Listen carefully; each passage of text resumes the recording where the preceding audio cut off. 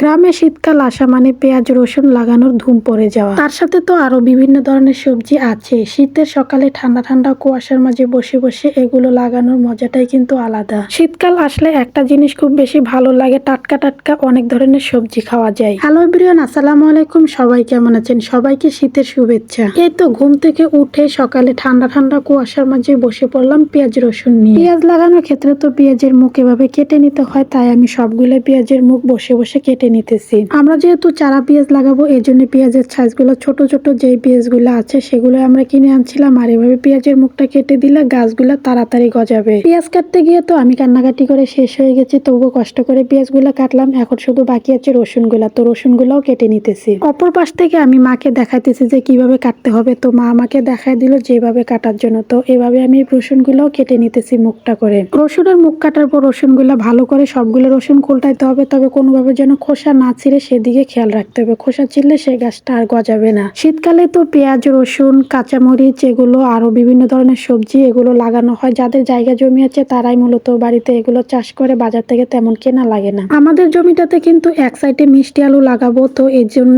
আমার বাবা এই সাইড দিয়ে মিষ্টি আলুর গাছ লাগাইতেছে। আমি তো মিষ্টি আলু গাছ লাগাইতে পারি নাই, আমার বাবাই লাগাইতেছে। মিষ্টি আলু কিন্তু আমাদের বাড়িতে কম খাওয়া হয়, যেহেতু আমার বাবা মার ডায়াবেটিস, তারা মিষ্টি খাইতে পারে না। এর জন্য অল্প একটু করে গাছ লাগানো হচ্ছে যেন আমরা খাইতে পারি। মিষ্টি আলু গাছের ফাঁকে ফাঁকে মা বললো যে পাট শাক ফেলায় দেওয়ার জন্য, তো আমি পাট শাকের বিচি নিয়ে আসছি, এ পাশ দিয়ে পাট শাক ফেলায় দেবো। অলরেডি কিন্তু আমাদের মিষ্টি আলুর গাছগুলা লাগানো হয়ে গেছে, তবে অনেকটুকু জায়গাতে মিষ্টি আলুর গাছ লাগানো হয়েছে। এখন অপর যে পাশটা আছে ওইটা শুধু বাকি আছে। আর এই সাইডটাতে আমরা পেঁয়াজ রসুন ধনিয়া অন্য বাকি যা যা আছে এগুলো হালকা করে লাগাবো। পেঁয়াজ রসুন লাগানোর প্রথম কাজ হলো লাঙ্গল টানা। তো আমি যেহেতু লাঙ্গল টানতে পারবো না সোজা করে, এই জন্য আমার বাবা লাঙ্গল টেনে দিচ্ছে। আর এভাবে কেল কেল করে দিলে কেলের মাঝখানে পেঁয়াজ রসুন লাগাতে হবে। তো এখন আমি বসে বসে পেঁয়াজগুলো লাগাইতেছি। অপর পাশ দিয়ে কিন্তু আমাদের রসুনের লাগানো শেষ হয়ে গেছে, তো ওইটার ভিডিও ক্লিপ নেই, শুধু পেঁয়াজ লাগানোর ভিডিও ক্লিপটাই নিচ্ছি। পেঁয়াজ তো আবার খুব বেশি ঘনও লাগানো যায় না, আবার খুব বেশি পাতলাও লাগানো যায় না, এই জন্য মিডিয়াম ভাবে লাগাইতেছি।